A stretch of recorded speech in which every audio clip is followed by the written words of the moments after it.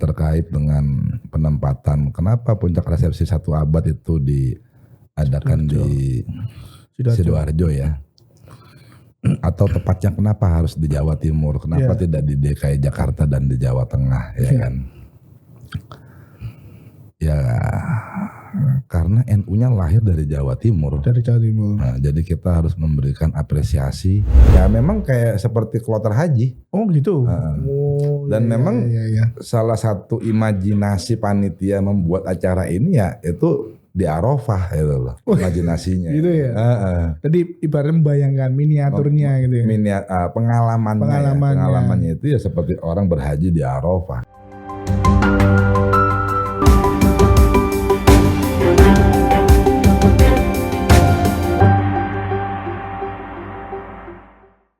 Halo Tribuner, Assalamualaikum warahmatullahi wabarakatuh. Ketemu lagi di acara podcast Tribun Jatim dan Harian Surya.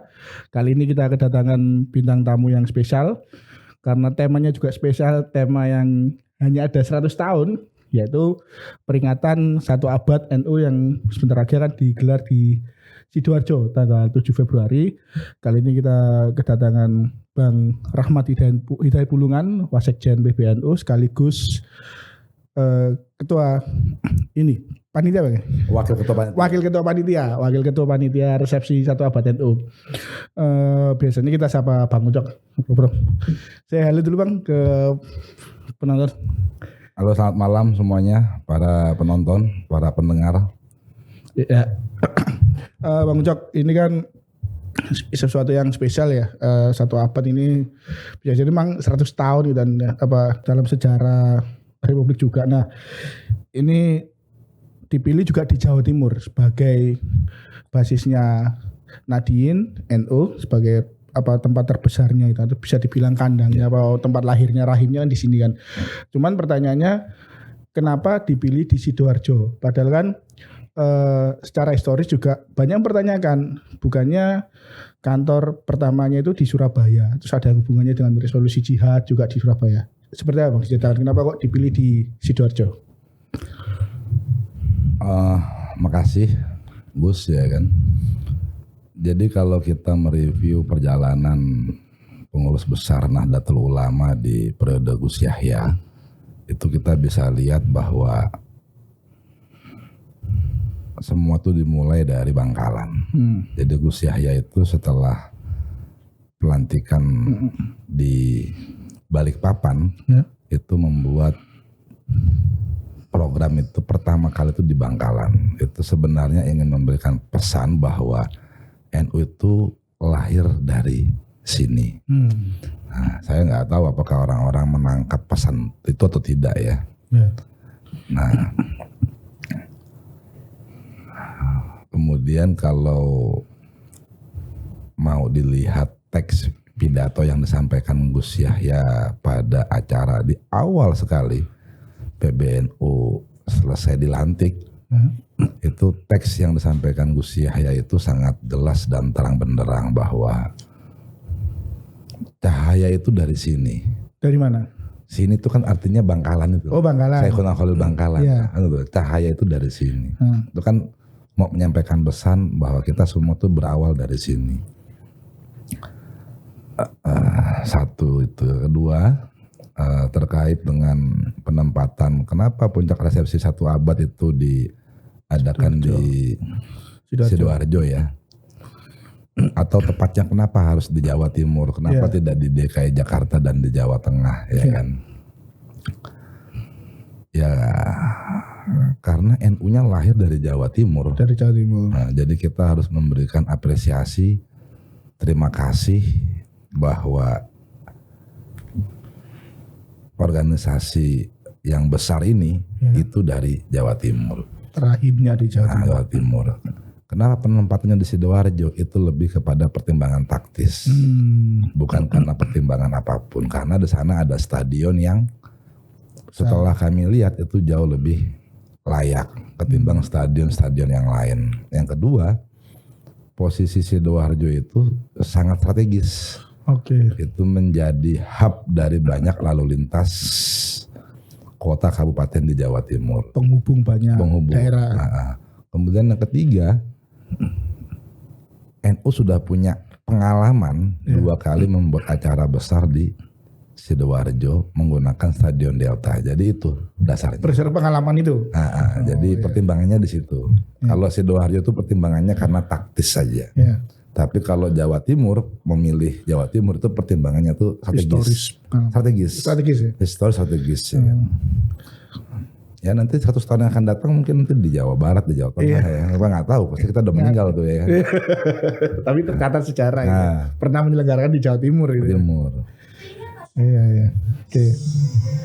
Oke, Bang, sejauh ini kalau ini kan event besar gitu kan.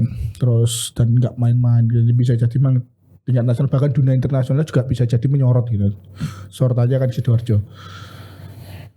Persiapannya sejauh apa? Seperti apa sih yang ini yang ada yang terberat atau apa nanti? Yang terberat itu adalah meyakinkan banyak pihak bahwa kita bisa membuat acara dengan target jutaan orang. Itu yang paling berat, meyakinkan banyak pihak. Banyak yang nggak yakin awalnya. Ya karena jangankan di lingkungan PBNU ya. Kalau kita periksa sejarah Republik ini, apakah pernah ada orang yang punya pengalaman mengumpulkan orang dengan jumlah jutaan? Kan nggak ada juga. Iya. Kedua, apakah pernah pemerintah atau negara membuat acara dengan jumlah jutaan orang? Kan juga nggak pernah. Nah, jadi kalau negara aja nggak pernah, kan menjadi sesuatu yang sesuatu yang mengkhawatirkan bagi banyak orang di PBNU. Apa ya kita bisa mendesain, membuat acara, mengorganisir jamaah dengan jumlah yang sangat besar, fantastis ya, di atas jutaan orang ya. Jadi wajar, itu yang paling berat, meyakinkan itu yang paling berat ya. Sejauh ini yang katakanlah kan dengar-dengar saya konfirmasi kan sudah ada sekitar jutaan orang yang bakal siap hadir ke Sidoarjo. Itu dari mana saja Bang selain dari Jawa Timur? Hampir dari seluruh kantong-kantong NU di seluruh Nusantara hadir. Luar pulau juga ada? Aceh, Sumatera Utara itu dari Tapanuli bagian selatan juga hadir lewat darat. Kemudian dari daerah Langkat yang itu corak Islam Melayu yang juga itu menjadi basis NU ya kan juga datang. Sumatera Selatan, Sumatera Barat, Kalimantan Timur, Kalimantan Barat, Kalimantan Selatan itu semua lewat laut ya. Tadi pagi juga saya dapat informasi dari Sulawesi Barat itu sampai 300 orang datang, semuanya datang. Banyak. Kalau dari Jakarta, Banten, di Banten saya cek hampir di semua kecamatan tuh ngirim 1 bis, 2 bis. Hampir semua kecamatan? Sebanten. Kemudian juga di Jawa Barat juga sama. Dan yang menarik sampai hari ini kami panitia tidak pernah memberikan Rp1 pun bantuan untuk mobilisasi. Nggak ada. Nggak ada. Jadi mau datang aja. Pure dari ini pribadi masing-masing aja. Karena tekad itu ingin memeriahkan. Tekad ya mereka terpanggil bahwa ini hari yang istimewa. Saya harus hadir. Jadi hampir semuanya sama ya. Sejauh sih Bang persiapannya sekarang sudah mencapai berapa persen? Kalau persiapan udah sampai 90% lah ya. 90%. Tadi rapat terakhir dengan Gus Yakut selaku ketua panitia, kita udah membuat detail checking ya. Ya itu tinggal memastikan aja. Misalnya, jadi gini, acara ini kan ada 2 gambar besarnya. Pertama kualitas acaranya, kedua kualitas pelayanan jamaahnya. Kalau terkait dengan kualitas acara, ya itu sudah kita publikasikan kan, kita publikasikan dari malam sampai ketemu malam acaranya ini. Itu kan bagian dari kita meyakinkan jamaah bahwa acara ini memang berkualitas. Kita hanya tinggal memastikan apakah ini sesuai dengan skema yang dibuat oleh panitia atau tidak. Satu itu. Yang kedua terkait dengan kualitas pelayanan jamaah itu kan pilarnya 3. Pilar pertamanya itu adalah drop in, drop out parkir. Kalau drop innya bermasalah, pasti drop outnya bermasalah. Pasti semuanya bermasalah. Nah, pilar yang kedua itu terkait dengan zonasi toilet dan konsumsi. Itu juga menjadi perhatian kami ya. Ya kalau zonasinya berantakan, Ya. kemudian konsumsinya juga Nggak terurus. ya, ya udah pasti juga akan bermasalah. Kalau toiletnya nggak maksimal juga kan nanti pada bikin masalah juga kan akhirnya kan. Nanti akan malah rame. Malah buang air besar, air kecil di mana-mana nanti jadi karena masalah. banyak yang bawa anak kecil juga Bang. Iya.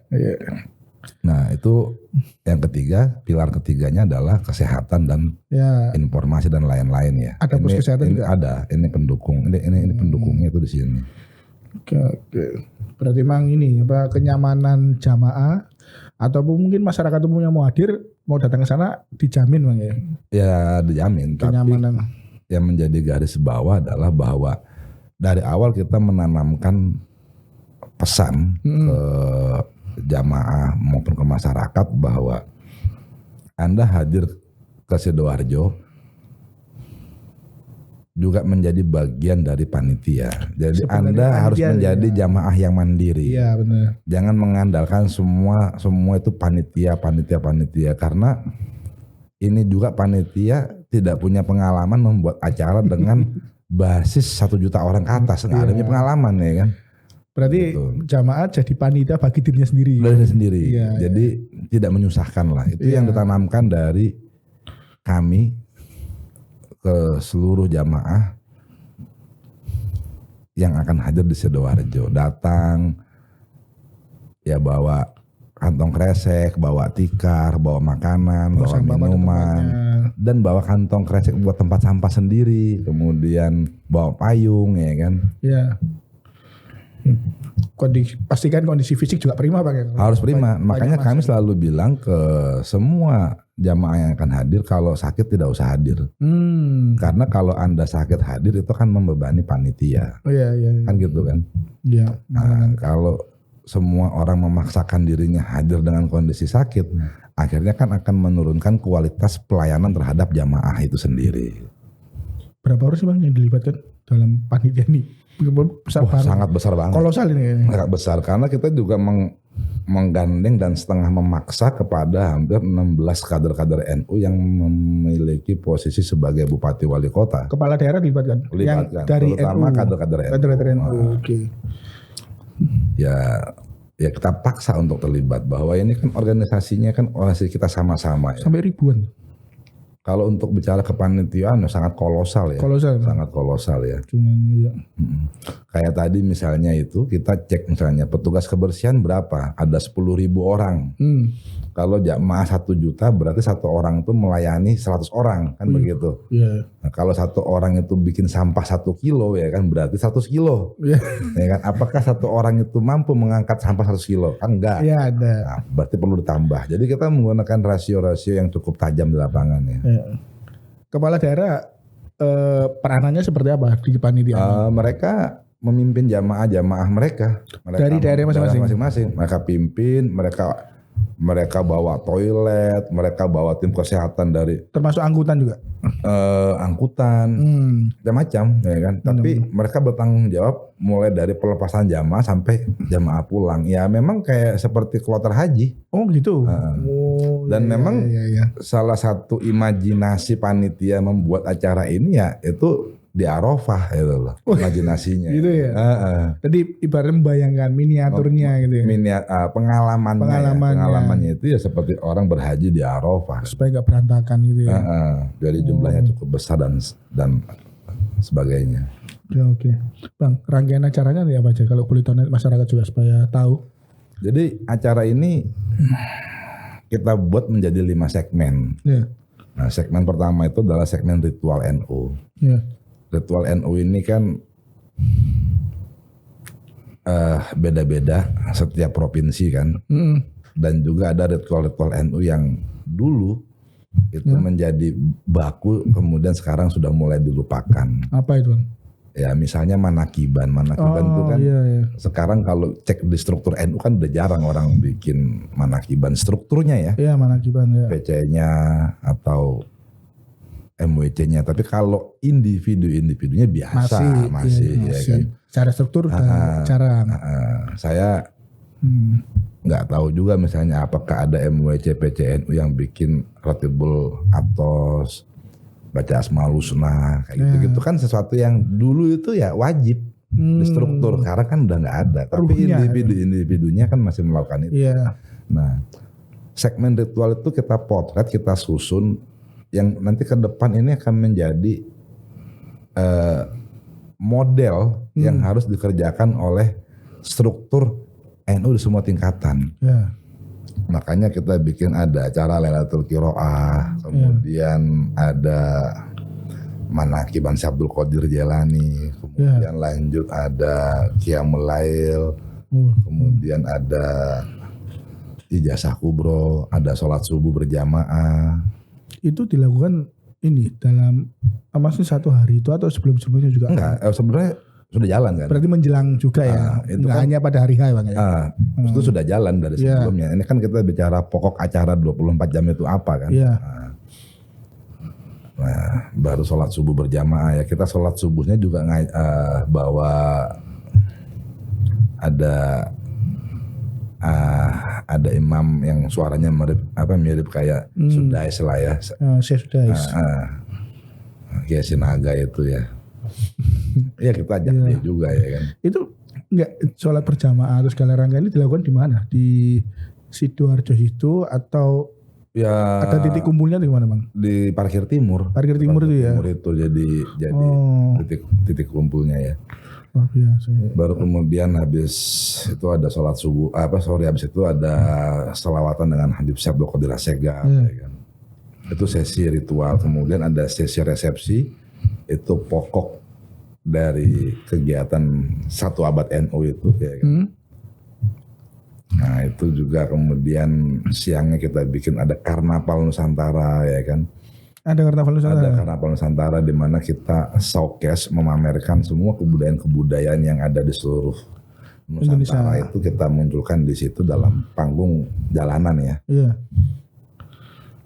Kemudian kita ada sticky note juga ya kan, di mana orang menulis apa sih harapan dan doanya untuk abad kedua. Kemudian nanti ditempel akan menjadi gambar besarnya para muassis Nahdlatul Ulama. Nah, baru malamnya ada acara panggung hiburan rakyat. Malamnya ada panggung hiburan rakyat. Panggung hiburan rakyat. Yang kalau pengisinya siapa ya panggung hiburan rakyat? Panggung hiburan rakyat itu ya pertama ada Maher Zen, kemudian ada Romai Rama, kemudian ada Seleng, ya kan. Lengkap ya. Lengkap. Ya ini kan 3 grup musik ini kan mewakili 3 generasi di Indonesia. Berbagai generasi Indonesia. Kan kita ini kan harus bisa melayani semua lapisan masyarakat dan tingkatan masyarakat ya. Nah yang menarik itu selama proses peringatan resepsi ini panitia juga menyiapkan bazar kuliner, merchandise dan lain-lain. Menghidupkan UMKM.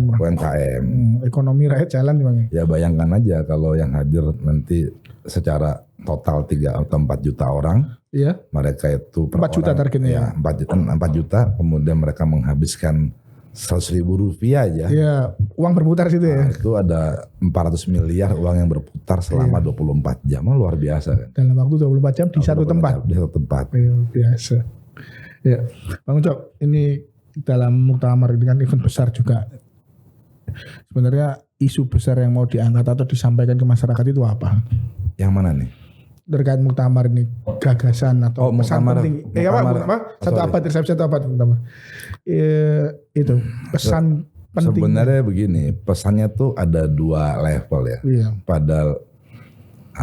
Pada level domestik itu kita yang menyampaikan pesan bahwa NU itu dengan segala jerih payahnya itu berhasil sampai pada usia 100 tahun.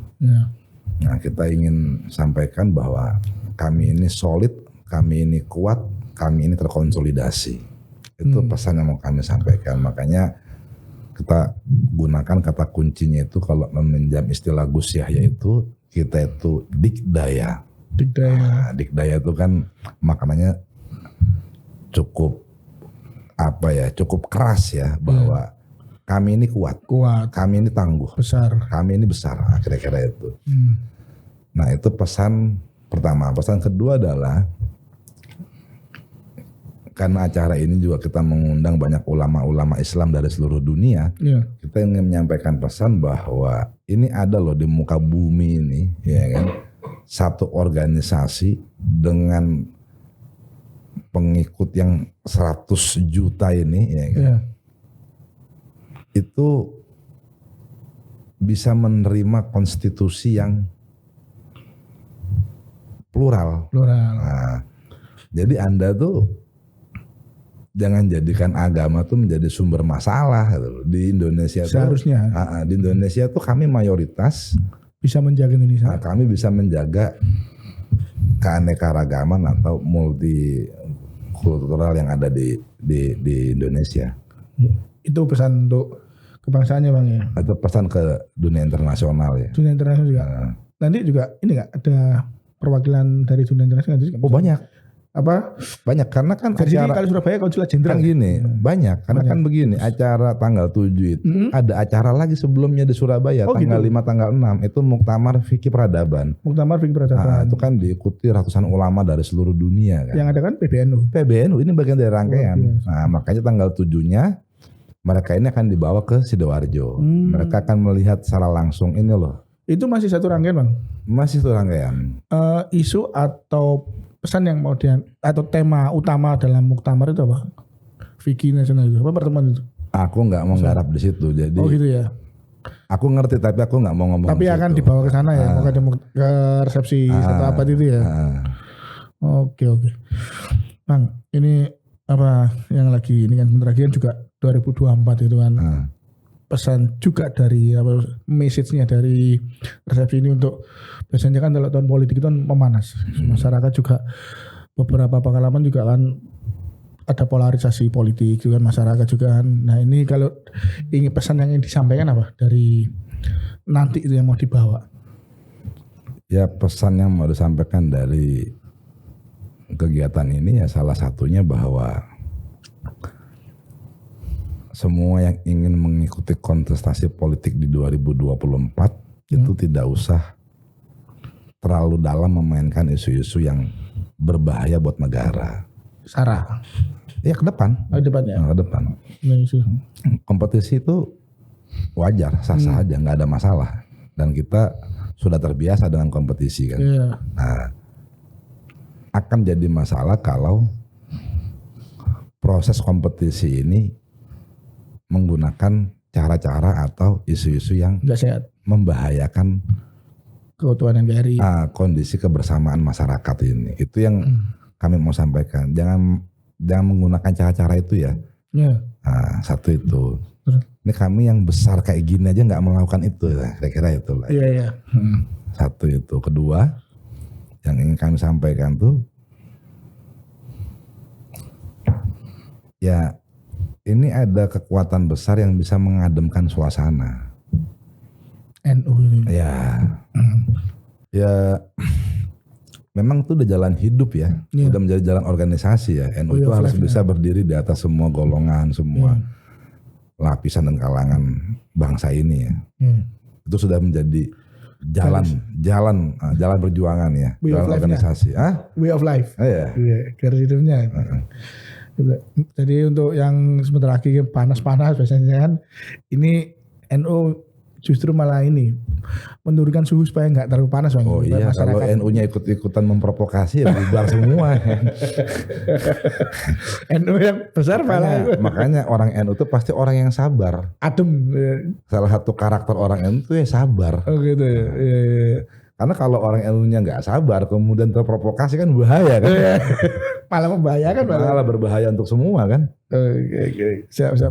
Bang, satu ini terakhir. Pesan untuk masyarakat nanti untuk supaya datang berbondong-bondong ramai ke acara. Ke apa yang do or don't yang harus dilakukan nanti. Ya tentu kami panitia sangat senang, bahagia kalau seluruh masyarakat di Jawa Timur ini bisa hadir, bisa menyempatkan waktu untuk sama-sama merayakan hari kegembiraan lah, hari kegembiraannya Nahdlatul Ulama ya. Kami senang dan kami siap melayani dengan baik. Dan hari kebahagiaan ini juga momentum yang mempertemukan 3 hal di dalamnya. Ada momentum spiritual, ada momentum struktural, ada momentum kultural ya. Jadi semua kumpul di sini. Ya. Berarti itu ya. Ada berbagai momentum spiritual, ya. Emosional juga harus keterikatan. Ya, kultural itu. Jadi ya. 1 abad NU di Sidoarjo ini pertemuan 3 momentum besar yang itu ada di lubuk hatinya warga-warga atau para kader-kader Nahdlatul Ulama ya. Dipilih 7 Februari karena ini ya sesuai dengan tanggal hijriahnya. Bukan Masehinya Bang ya? Bukan Masehinya karena kesepakatannya kan di muktamar itu kan itu kemarin. 100 tahun hitungan Hijriah. Oke. Itu tadi Tribuners obrolan kita sama Bang Ucok soal resepsi 1 abad 100 tahun atau 1 abad NU. Dan terima kasih Bang Ucok atas waktunya ini jauh-jauh dari Jakarta gitu kan. Enggak gampang dan mengundang tokoh besar sekelas Wasekjen PBNU gitu kan. Hadir ke selama Surabaya. Ada waktu kita hadir lah. Gitu ya. Ya siap. Nanti kapan-kapan main lagi Gus ke siap, Gus. Kantor Tribun Jatim sama Harian Surya. Oke. Siap Gus. Terima kasih gue untuk Tribuners, sampai ketemu lagi di obrolan berikutnya, tetap di YouTube Tribun Jatim dan Harian Surya. Oke, Assalamualaikum warahmatullahi wabarakatuh. Waalaikumsalam warahmatullahi wabarakatuh.